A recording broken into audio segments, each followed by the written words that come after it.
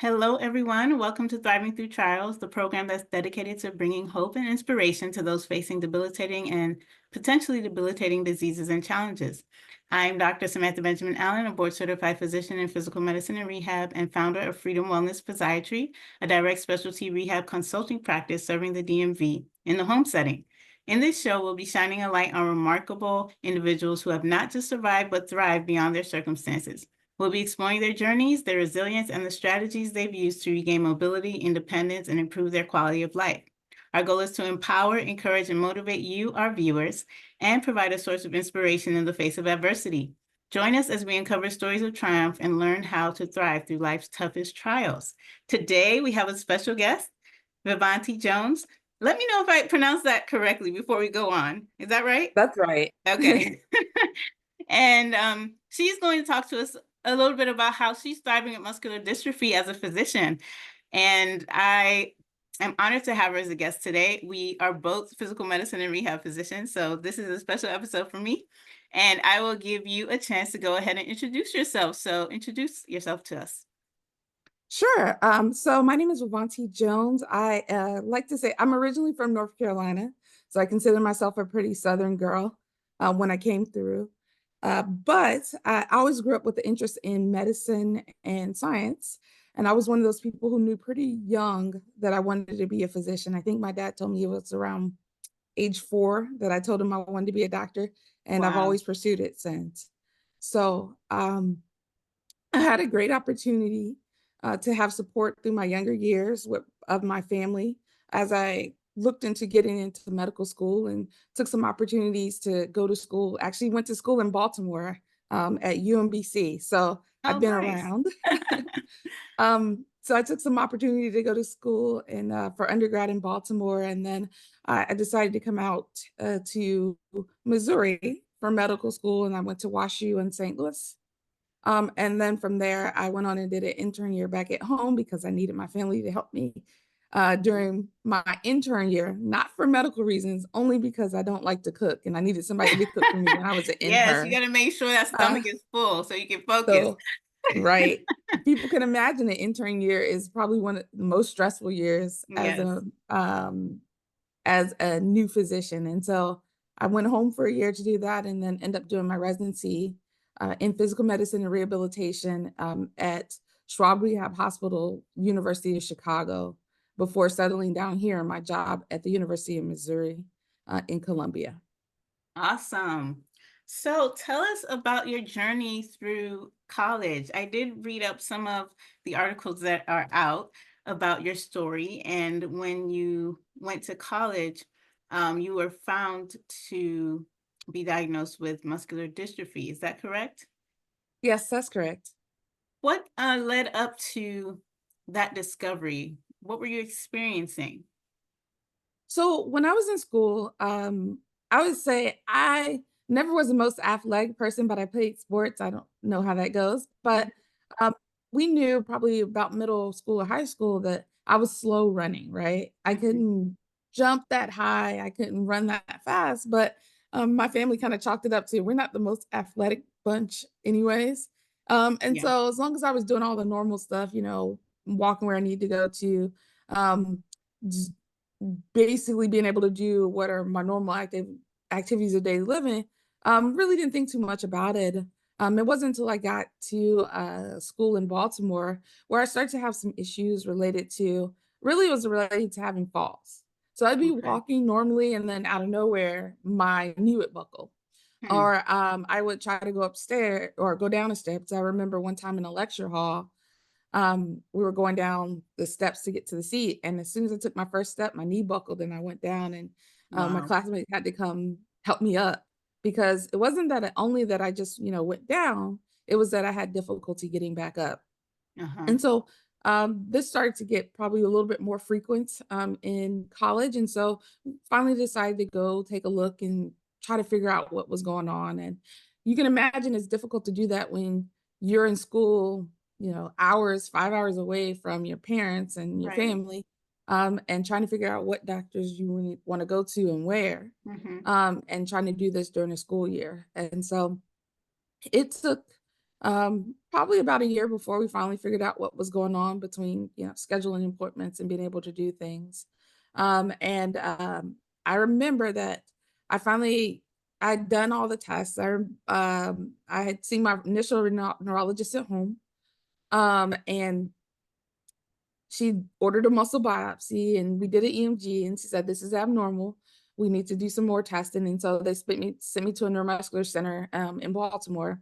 Uh-huh. And we did a full 2 days worth of testing, MRIs, CTs, EMGs, all the things, that have Uh-huh. acronyms that could Yeah. happen. And The whole workup. oh, yeah, a whole workup and blood tests. And so ultimately, there was during the school year, the end of the semester. And so I left school to go do a summer research program at WashU in St. Louis. And I remember I was sitting in my dorm room after work, and I got a phone call from the clinic. And so I spoke to the physician and he basically told me, hey, we found out you have muscular dystrophy, this muscle disorder, and kind of gave me a brief spill about it. And pretty much the answer was there's no cure for it. And, Mhm. you just got to keep living life. And um, and, as someone interested in medicine, you're gonna go online, you're gonna look it up, you're gonna try to figure out what's going on.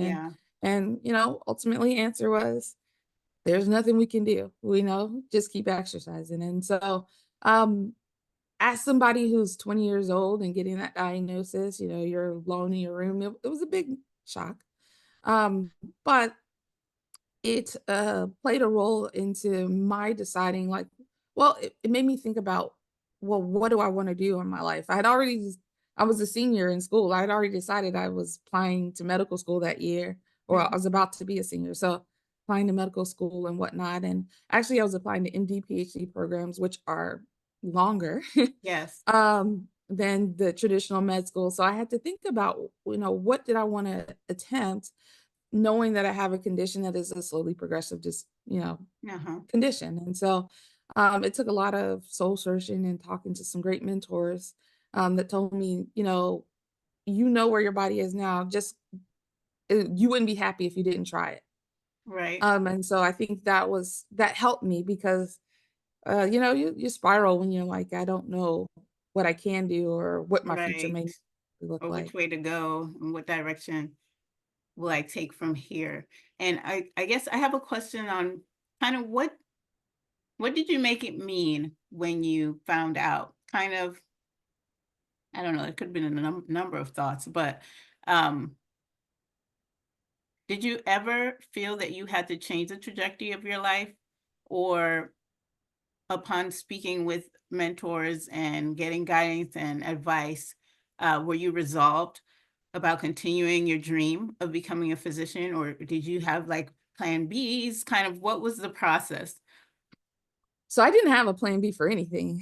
Like I Okay. said, since 4, I've wanted to be a physician, and so there was no real backup there. So yes, I thought about it and I said, I'm applying to these programs. Um, it wasn't only that from myself, the idea of what I could do, but what others could perceive me to be able to do.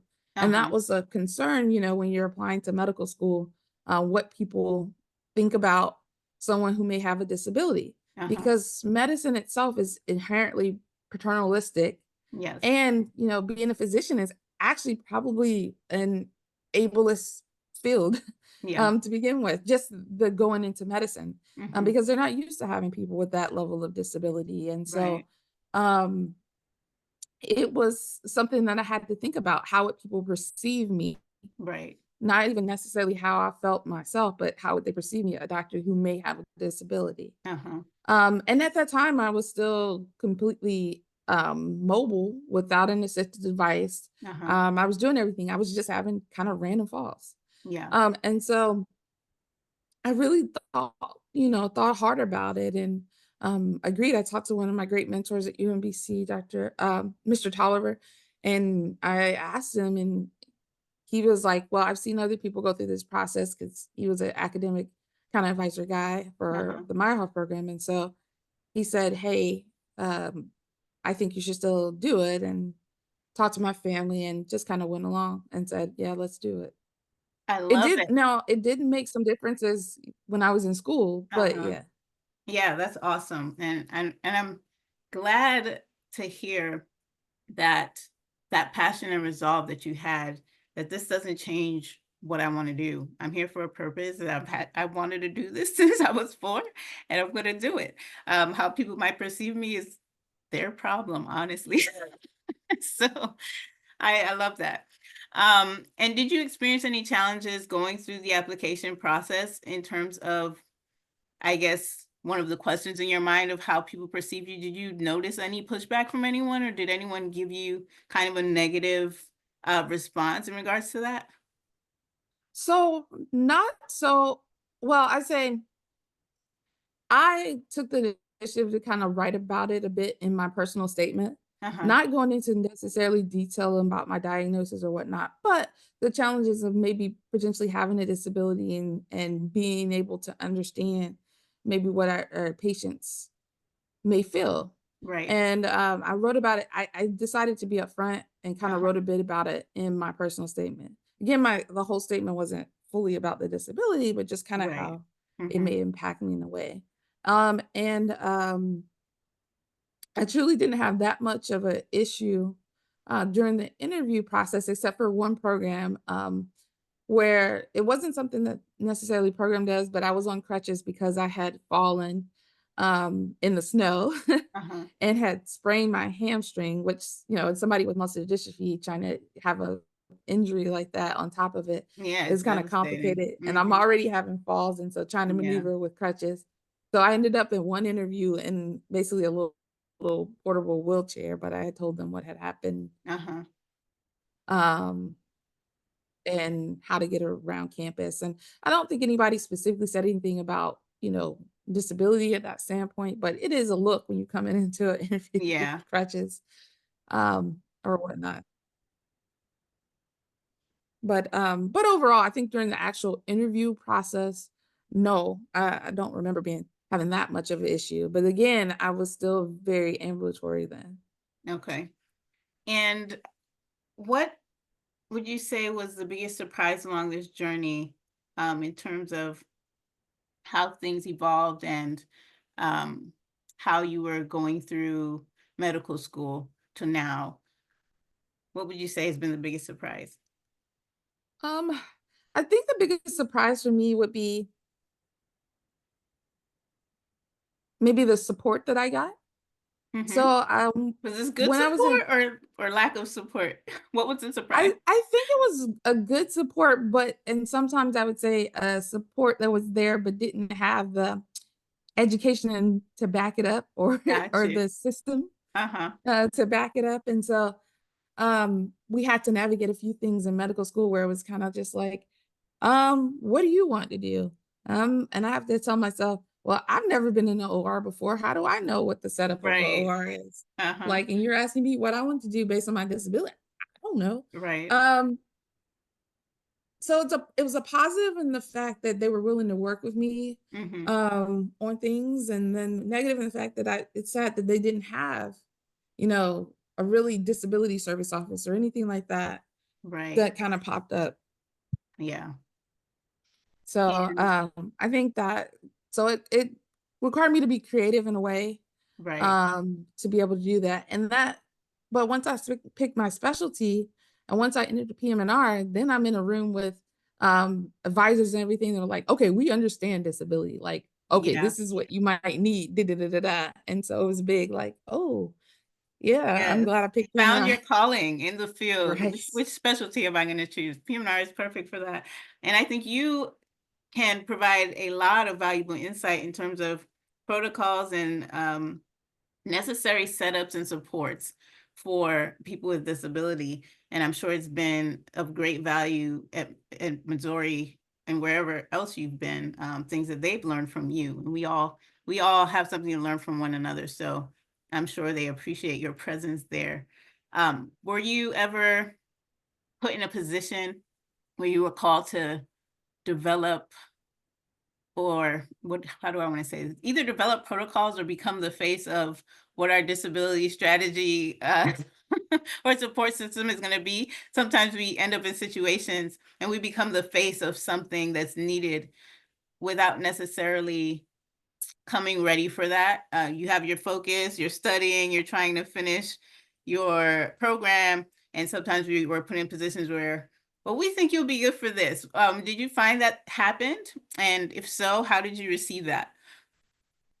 I do find it happens. For sure. I think it happened more so as I became an attending Mm-hmm. physician, and I'm in an academic setting. So they're used to this kind of teaching role. Yeah. And they're saying, well, we don't have this experience, um, or our people don't talk to anybody with disabilities. Would you be the one willing to have that conversation or talk about, develop disability history and how it impacts the population? And so I do get pulled into those things. I try my best, as long as I have the bandwidth to be able to handle it, Mm-hmm. to be involved in these process, because I do see that it's important Yeah. to have these conversations, because you would be surprised that medical schools don't really have courses on disability, Right. or at least a lot of them don't. Mm-hmm. At least the one that I went to medical school, No, it you're didn't really right. talk about Yeah, disabilities. nutrition is lacking too. Uh, There's a few things we could talk about that medical schools don't talk much about. Even with diversity, equity, inclusion, or how socioeconomic status affects health outcomes. There's a lot. So exactly. you're spot on with that. I'm here. Yeah. So yes, it can be difficult, because I also tell people I enter the picture as not only a disabled person, but a Black woman in that too. Hmm. And so it provides its own uniqueness in the fact that we talk about less than 6% of physicians are Black. Yeah. And so that, walking in a room and you have these multiple, which I'd be saying minority um, faces. Right. Sometimes I don't know what they see when I walk into the room. What comes Hmm. first, the wheelchair or the skin, or Right. or the female part of me? I don't know. Right. It's all me. Hmm. And so yeah, there are times when I'm just asked to speak on a variety of topics. Yeah. And what's the most helpful thing you'd say someone has done for you as you journey through this? For anyone who's listening who may have been diagnosed with muscular dystrophy themselves or has a child who was, and they kind of, sometimes people want to help and they just don't know what to do. They just know they want to be there. What would you say was something helpful or the most helpful things people have done along their Well, I journey? think there's a couple of things that I did that were done or that helped me. One of the things that I would say is that when I got to medical school, once I got in, I had a wonderful, I guess, dean of students, Dr. Ed Dotson, who actually reached out to me because I came to school the summer before to do research. Hmm. And so it's kind of open summer doing research, then getting prepared for classes. And the dean reached out to me and said, I read your personal statement. I heard that you're coming in. Let's talk. And interestingly enough, he just said, I want to get to know you and whatnot. But he happened to be a child neurologist. And so Uh-huh. he said, we talked about, I was more for coming with the actual diagnosis. And he said, oh, well, I think I know who would be a great person to be your neurologist while you're here. And so he referred me to my neurologist, Dr. Ann Conley, who became not only my neurologist, but a friend. And so when I was on my rotation trying to decide whether I wanted to do neurology or PM&R, Uh-huh. she let me rotate with her. So I had the opportunity to kind of see also what it was like to take care of other people who had muscular dystrophy like me. And Uh-huh. so I got to rotate with her in clinic, and she was probably one of the first people who said, I think you can do what I do, very specifically, Nice. that I think you could do what I do. And so I think that was a great way to introduce me into neuromuscular medicine and actually dealing with other people who have muscular dystrophies, but also having this kind of friendship and bond where she came to my med school graduation, and I see her at conferences now when we're because we're in the same field. And so, well, similar field, we both do neuromuscular. I just do it from the rehab side. Uh-huh. um and so it's a great to have that kind of support and friendship there. That's So I think that wonderful. was a great thing Yeah. for me. And Awesome. then the next thing I would say is, um, I had, especially during my intern year, the best thing that people could do was treat me as normal. right? Mhm. Don't see the chair as anything different. And Yeah. so, and then if something comes up asking me, you know, can you do this? Don't make an assumption that I can't do it. Right. But asking me and incorporating ways into it. So I remember during my intern year, I really was very nervous. I didn't get a mobility device until I was in medical school. Got a cane my into my first year, second year, and then ended up getting a scooter when I start doing my hospital rotations because there's just so much Yeah, a walking. lot of walking. Mhm. A lot of walk is just so much I couldn't handle it, and then the end, I got my power wheelchair, Uh-huh. but I mostly use my scooter for work, and so, um, basically, I remember going into in year turn year, like I said earlier, medicine's got very paternalistic and ableist in a way, and so Yeah. I didn't wanna be seen as the person that was different. Yes, I was gonna be seen on a scooter, but I still wanted to be seen as capable of Seen doing as everything who else you because I are. felt like I mean, Yeah. I could do everything else. It Right. just took a little more time Mhm. or a little more planning, but I Yeah. still was able to do things, and so I remember, you know, it being in the ICU or being on the floor and we are gonna put, like, central lines and things like that, and I had done it from standing, but, you know, it took a second to stand up, and then we could do it from standing, but I had some wonderful, senior residents was like, "Eh, you don't have to worry about doing it from standing, we can do it from sitting position, it's all the same Right. as long as you know, position yourself right," and so they were like, "Don't worry about that. We're gonna do this from seated." And they made it feel comfortable to be able to modify something where she was right. Standing, you didn't have to Not stand to do required to that position. stand. You can do it It's seated as not well. required. Yeah. I learned how to do central lines from seated positions. I did Uh-huh. lumbar punctures for seated positions. But they supported me in helping me feel comfortable and doing Right. it slightly different than what might be the normal protocol, but it really didn't change Yeah. the Just outcome. modify the procedure, how you're doing it, but you're still getting the same outcome. And I think that acceptance takes a lot of pressure off. So I'm glad you had those experiences. Now, what lessons would you share with our listeners? I'm sure there are many valuable ones, but I guess one of the top ones that comes to mind when I ask you to share a lesson that you have learned to this point, what would you say? I would say one of the things that I did is don't plan your demise before you have a chance to see the challenge. Hmm. So what I mean by that is the yes, when I got diagnosed with muscular dystrophy, if you go look up on the internet what was available for it, you know, it said, hey, you're gonna be probably in a wheelchair by age 35, you know, 30 to 35. You're gonna progressively get worse and have these other things. And yes, that's all there, but people are a variety. And they don't always progress in the same way. Or with the changes in technology that's out there, there's some modifications that can maybe made to help you further do things. And so I didn't want to say, you know, at this point, I'm what, 20, 25. I didn't want to predict where I was going to be at Uh-huh. 35 because I think it wouldn't have made I wouldn't have been happy in my life if I just said, "Oh, 10 years down the road, I'm never gonna be able to do you know, I'm not gonna be able to do this." Right. And because now I look at myself 10 years down the road, yes, I have more progressive issues, but I'm still an active physician. Hmm. So you never know, you know, what things may end up being. And so I would say that would be one of the big things that I say.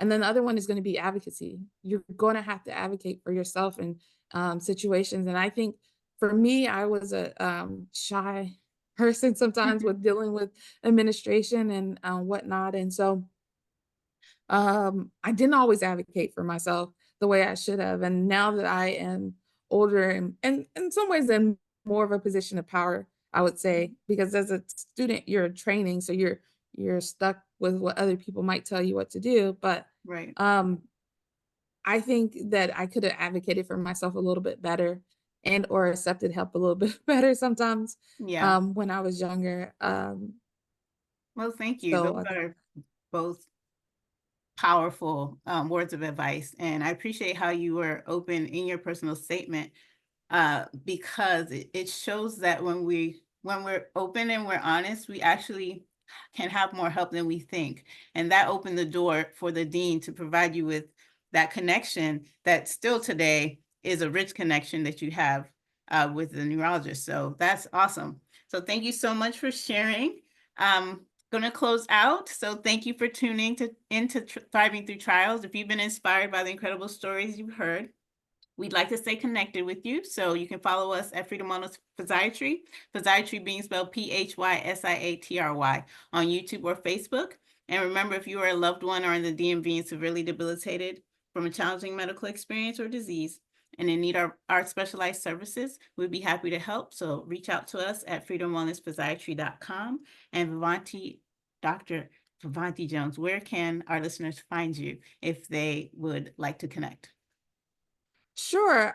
You can find me. I'm not a biggest social media user, but you could probably find me on Facebook, just using my name, Vovanti Jones, or I'm active in with the International Limb Girdle Muscular Dystrophy Conference online or on Instagram at Dr. Vovanti J.